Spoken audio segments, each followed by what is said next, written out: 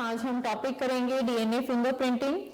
DNA fingerprinting is a technique that shows the genetic makeup of living things.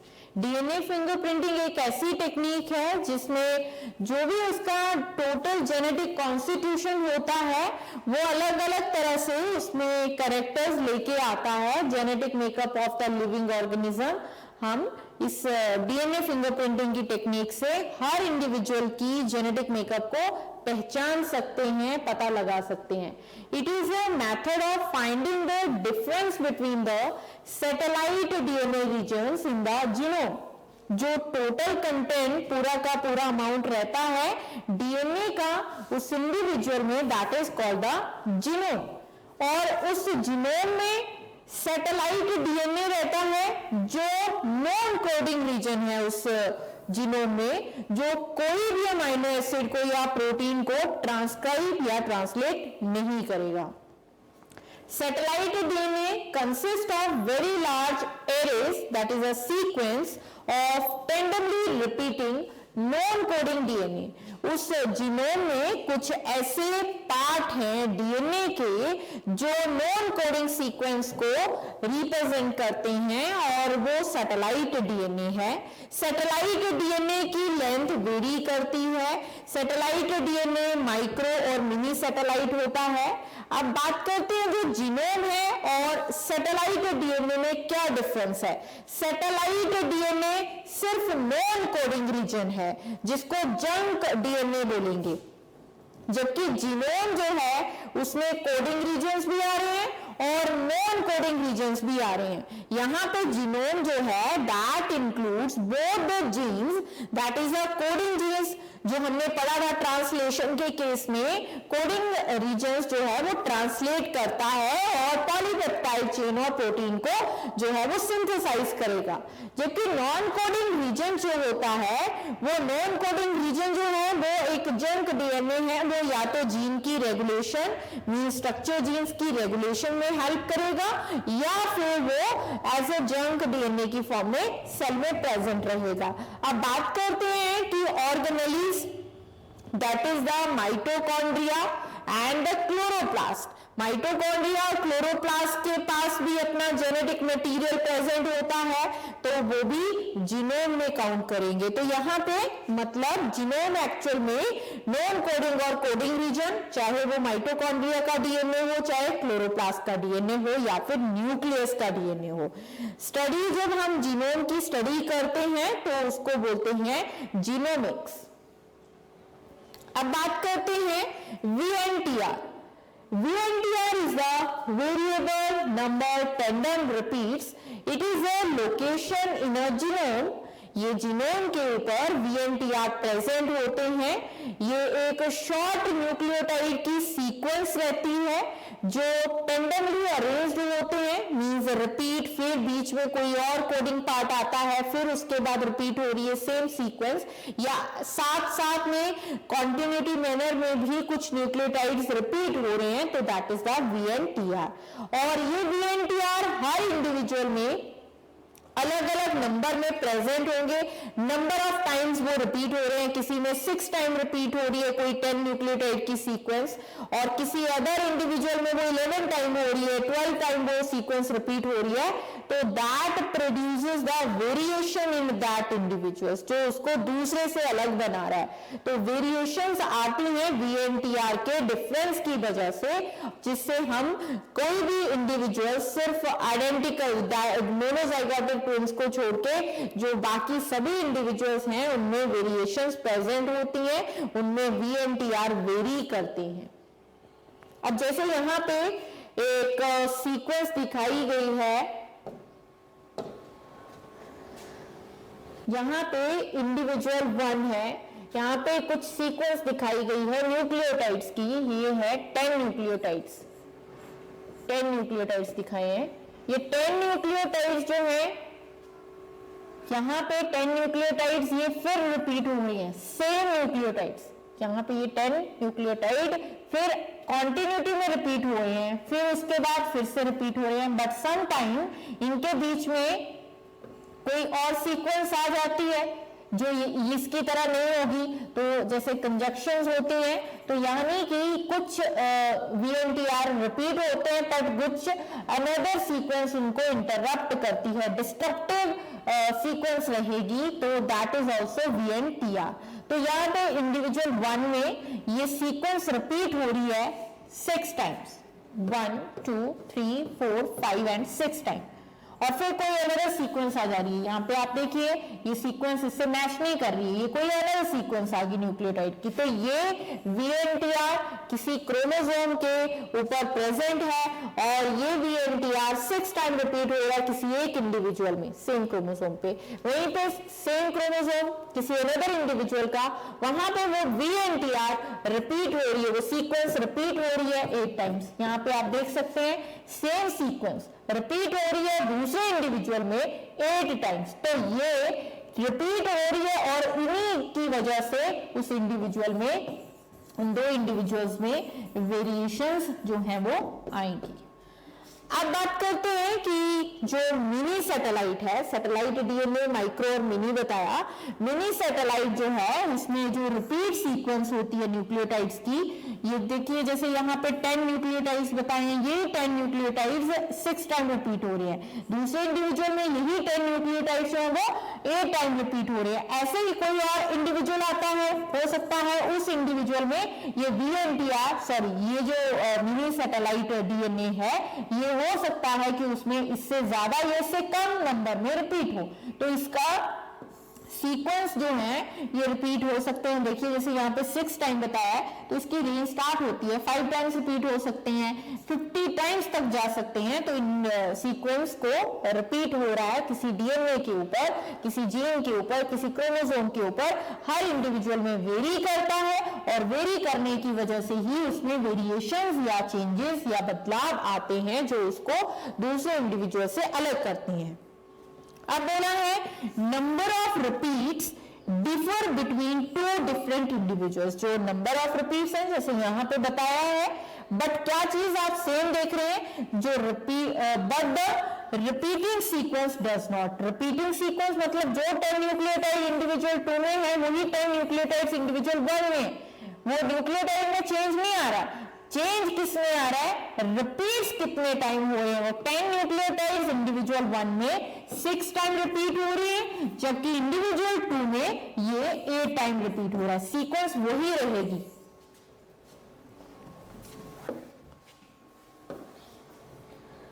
अब बात करते हैं probe. DNA probes are stretches of the single stranded DNA used to detect the presence of complementary nucleic acid sequence or the target sequence by the hybridization। यहाँ पे probe की बात की है, तो प्रोब क्या है, प्रोब एक डीएनए का वो पार्ट है जिसको आर्टिफिशियली तैयार किया जाता है, और ये सिंगल स्ट्रैंडेड डीएनए है। Single strand DNA normally 2 strand है, 2 स्ट्रैंड का होता है। यहाँ पे ये प्रोब जो है आर्टिफिशियली सिंथेसाइज किया जा रहा है, that is the single stranded DNA molecule, जिसको यूज किया जाता है किसी टारगेट डीएनए की सीक्वेंस को डिटेक्ट करने के लिए।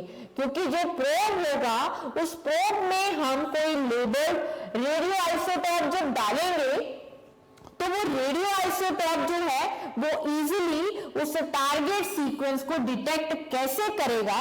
पहली बात कि हम जब रेडियो आइसोटोप डाल रहे हैं तो कॉम्प्लीमेंट्री बेस पेयर, जैसे यहाँ पे कोई प्रोब है जिसकी sequence A, T, C, G कुछ भी है, वहां पे ये अपने कॉम्प्लीमेंट के साथ ही ज्वाइन करेगा। A T के साथ, T के साथ A है, C के साथ G है और G के साथ C है। तो ये हमारा कोई टारगेट सीक्वेंस है डीएनए का, और ये प्रोब हमने आर्टिफिशियली सिंथेसाइज करा है। अब जैसे हमने जो बैक्टीरिया का रेडियो आइसोटोप का एक्सपेरिमेंट किया था, या फिर जो टेलर ने एक्सपेरिमेंट करा था उसमें थाइमिडीन को यूज किया गया था रेडियो आइसोटोप, तो उसको लेबल क्रोमोसोम, और जिससे थाइमिडीन को रिमूव कर दिया था दैट इज अनलेबल्ड। तो वैसे ही वो जब हम रेडियो आइसोटोप डाल रहे हैं तो वो न्यूक्लियोटाइड्स के साथ एसोसिएट कर जाएगा, और न्यूक्लियोटाइड्स के जब वो एसोसिएट डिटेक्ट करेगा तो हम रेडियो एक्टिविटी ऑटो रेडियोग्राफी की हेल्प से उस रेडियो आइसोटॉप को इजीली देख सकते हैं। तो जब हमें पता है कि ये रेडियो आइसोटॉप ए है या टी है या सी है तो उसके सामने वाली सीक्वेंस ऑटोमेटिकली पता चल जाएगी। तो डीएनए प्रोब जो है वो हम किसी टारगेट सीक्वेंस के सीक्वेंस को पहचानने के लिए, डिटेक्ट करने के लिए यूज करते हैं।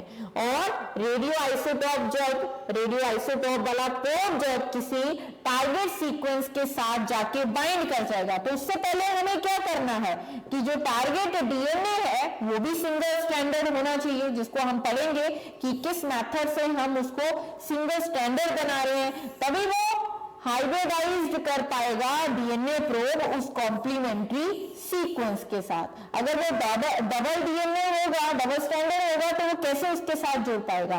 तो यहाँ पे इसको वो सिंगल स्टैंडर्ड, किसको, टारगेट सीक्वेंस को, और टारगेट सीक्वेंस को जो प्रोब के साथ, वो भी सिंगल स्टैंडर्ड के साथ हाइब्रिडाइज करवाएंगे तो ये जो बनेगा दैट इज अ हाइब्रिड। और ये जो प्रोब होगा इसकी रेडियो एक्टिविटी से हम इजीली डिटेक्ट कर सकते हैं कि जो टारगेट सीक्वेंस है वो क्या प्रेजेंट होगी, वो सीक्वेंस। अब इसकी डिस्कवरी के बारे में समझते हैं कि जो डीएनए फिंगरप्रिंटिंग है उसको डिस्कवर किया था सर एलेक जैफ्रे ने। सर एलेक जैफ्रे ने डीएनए फिंगरप्रिंटिंग को डिस्कवर करा था। अब हम इसी टॉपिक को आगे समझते हैं कि जो सैटेलाइट डीएनए रीजन है that is the stretch of the repeated DNA which do not code any protein. मैंने अभी बताया कि सैटेलाइट डीएनए एक रिपीटेड सीक्वेंस है और वो रिपीटेड सीक्वेंस जो है वो नॉन कोडिंग पार्ट है, और नॉन कोडिंग पार्ट किसी भी अमीनो एसिड को या फिर किसी भी प्रोटीन को सिंथेसाइज नहीं करेगा। तो these non coding sequence form a major junk of the DNA profile.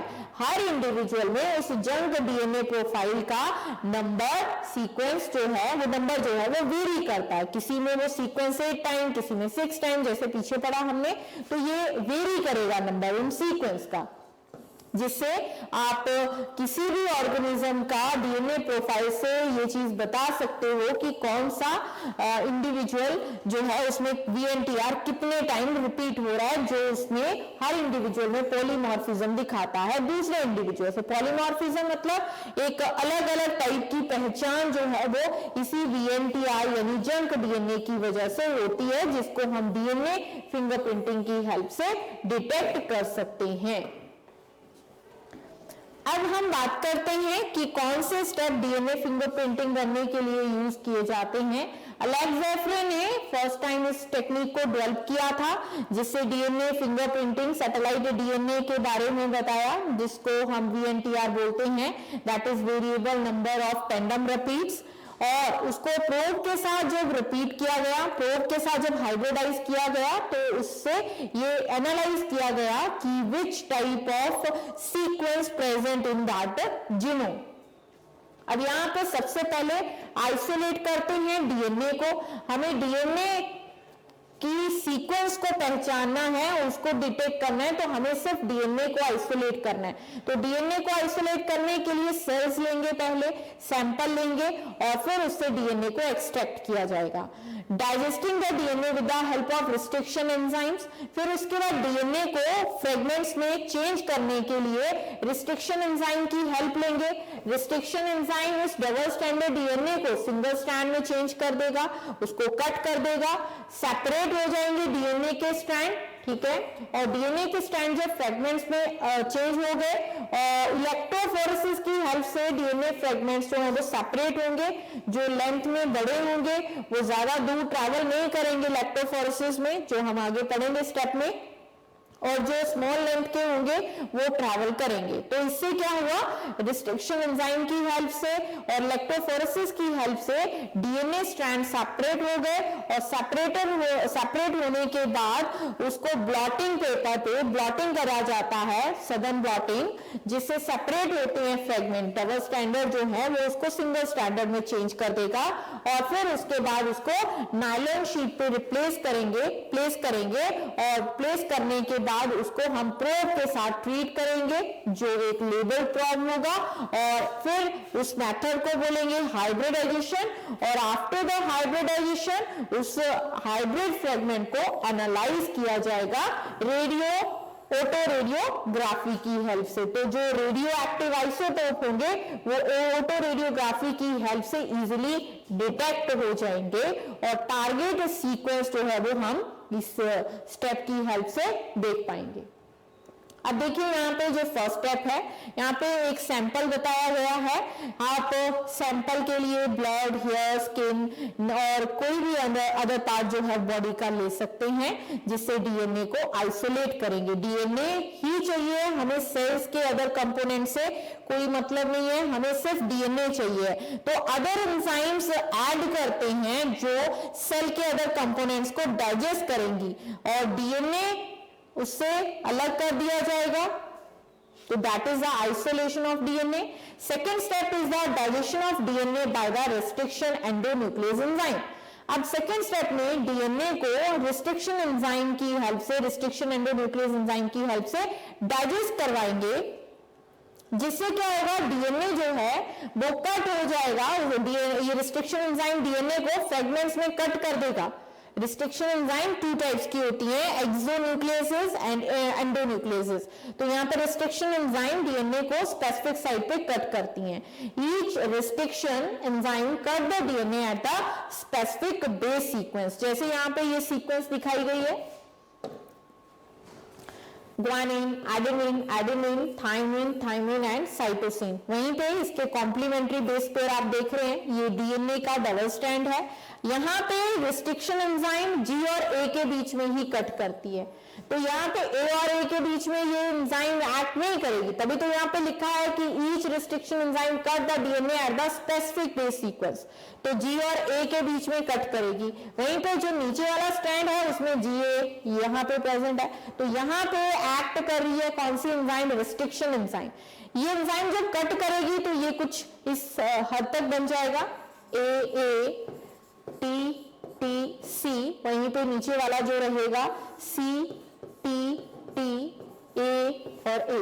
तो यहाँ पे ये स्ट्रैंड जो है वो सेपरेट हो जाते हैं, कट कर दिया रिस्ट्रिक्शन एंजाइम ने डीएनए के स्ट्रैंड्स को। अब नेक्स्ट स्टेप की बात करते हैं। Next step is the section of the DNA that are cut out are called restriction fragments. Restriction enzymes ने जो डीएनए के फ्रेगमेंट्स को कट करा तो उन फ्रेगमेंट्स को बोलेंगे restriction fragments. This field thousand of restriction fragment. इससे क्या हुआ, कई बहुत सारे जो है वो रिस्ट्रिक्शन फ्रेगमेंट्स की फॉर्मेशन होगी, और हर रिस्ट्रिक्शन फ्रेगमेंट की जो साइज होगा वो डिफरेंट होगा, because the base sequences being cut may be far apart. यानी वो सीक्वेंस जरूरी नहीं है कि साथ साथ में हो, काफी दूर भी हो सकती है, जिसकी वजह से कई फ्रेगमेंट्स में वो चेंज हो जाएंगे, जिनको रिस्ट्रिक्शन फ्रेगमेंट्स बोलेंगे। और रिस्ट्रिक्शन फ्रेगमेंट की वजह से वो आप जो फ्रेगमेंट्स देखेंगे वो दो साइज के रहेंगे, लॉन्ग फ्रेगमेंट्स या फिर short fragments.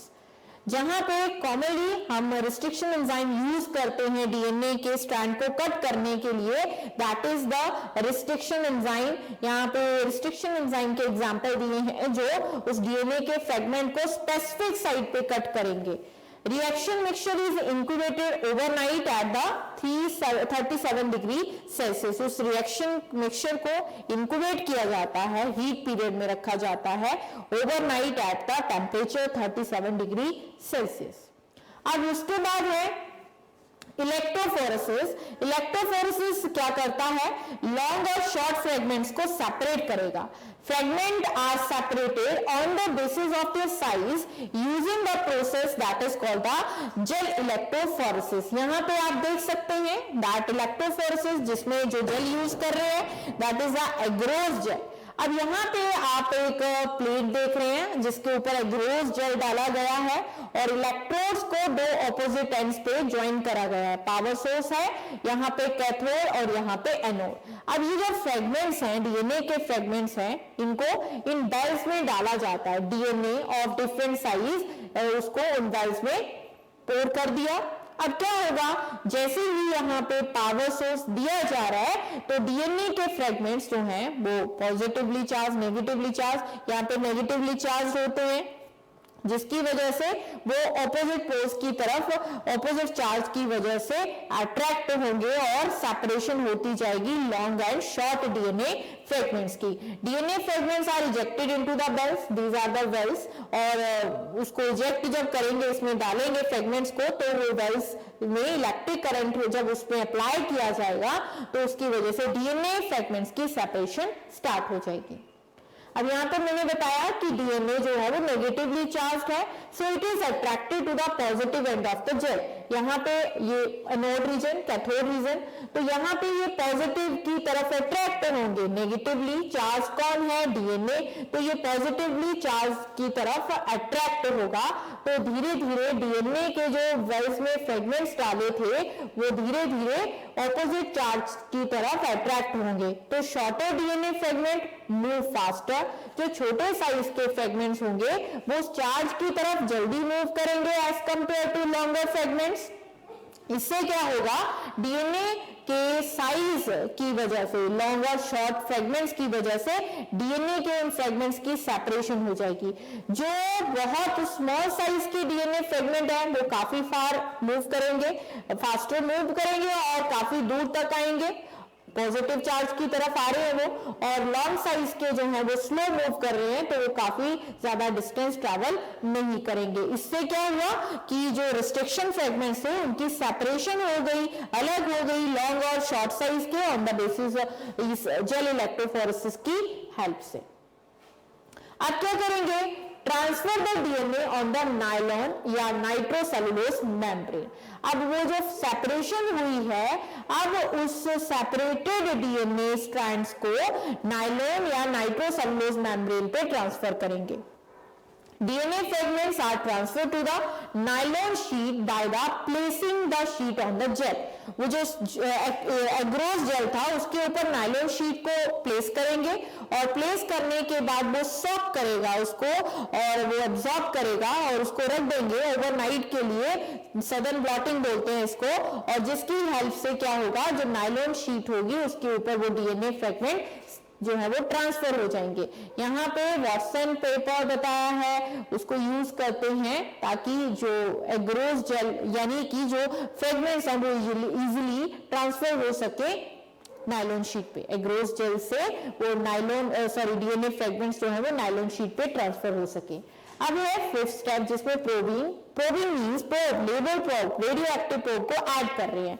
Adding the radio active probe और कलर प्रोब इसलिए ताकि जब ऑटो रेडियोग्राफी करी जाए तो इजीली वो डिटेक्ट कर सके, which is complementary to target sequence. जब प्रोब हम डाल रहे हैं तो प्रोब जो है वो उस कॉम्प्लीमेंट्री सीक्वेंस के साथ बाइंड कर जाएगा या फिर उसके साथ बॉन्ड बना लेगा। अब ये सिंगल स्टैंडर्ड थे ना, तभी वो प्रोब उसके साथ हाइब्रिडाइज कर रहा है। Each probe only stick to 1 or 2 specific places on the sheet. अब जो प्रोब होगा, प्रोब जो है वो हर जगह नहीं बाइंड कर जाएगा, वो वहीं पे बाइंड करेगा जहां पे उसके कॉम्प्लीमेंट्री बेस पेयर्स होंगे। तो वो कॉम्प्लीमेंट्री बेस पेयर्स के साथ बाइंड करेगा तो वो थिक बैंड दिखेगा। सिंगल स्टैंड वाले जो होंगे वो थिन दिखेंगे ऑटो रेडियोग्राफी की हेल्प से जब देखेंगे। तो यहाँ पे कुछ आप डार्क बैंड्स देख रहे हो और कुछ थिन बैंड्स देख रहे हो, कुछ थिक बैंड और कुछ थिन बैंड। थिक बैंड वो होंगे जहां पे प्रोब जो है वो जुड़ चुका है कॉम्प्लीमेंट्री सीक्वेंस के साथ, और जो सिंगल और थिन बैंड्स दिख रहे हैं वो प्रोब वहां पे बाइंड नहीं करा है क्योंकि प्रोब के कॉम्प्लीमेंट्री वो बेस पेयर नहीं थे। अब बात करते हैं हाइब्रिडाइजेशन, जहां पे लेबल प्रोब डीएनए को यूज किया गया जिससे हाइब्रिडाइज करवाया गया कॉम्प्लीमेंट्री सीक्वेंस को, और नायलॉन शीट जो है उसको that is located on the membrane, nylon membrane के ऊपर वो प्रेजेंट है, और ताकि जब हम उसकी डिटेक्शन करें ऑटो रेडियोग्राफी से तो उनकी पोजीशंस इजीली पता चल जाए कि कौन सा रेडियो एक्टिव है और कौन सा नॉन रेडियो एक्टिव है, यानी कि कौन सा हाइब्रिडाइज नहीं हुआ। अब मेम्ब्रेन को वॉश करेंगे, that nylon membrane, nitrocellulose membrane, to remove the non-specific binding and the clearing the background। ठीक है, इसको वॉश करने से non-specific binding और बाकी का जो बैकग्राउंड है वो क्लियर हो सके कि कहां पे प्रोब बाइंड करा है। अब है ऑटो रेडियोग्राफी। ऑटो रेडियोग्राफी की हेल्प से क्या है, जिसकी हेल्प से सीक्वेंस, जो उस जीनोम की सीक्वेंस है उसको समझा जा सके कि कहां पे प्रोब जो है, रेडियो एक्टिव प्रोब जो है वो हाइब्रिडाइज किया है। Technique involves to alignment of the hybridized membrane with X ray film. X ray film की हेल्प से हम हाइब्रिडाइज्ड उस प्रोब को, डीएनए को इजीली डिटेक्ट कर सकते हैं कि कहां पे थिक बैंड बने हैं और कहां पे थिन बैंड बने हैं।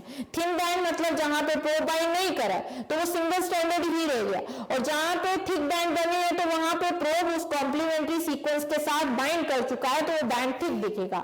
X-ray film alter its development, show the multiple number of bands that looks like barcodes। वो ऐसा दिखेगा जैसे बारकोड्स होते हैं, कुछ थिक होते हैं कुछ थिन होते हैं, तो वो बारकोड्स की तरह दिखेगा। That is known as the DNA fingerprinting।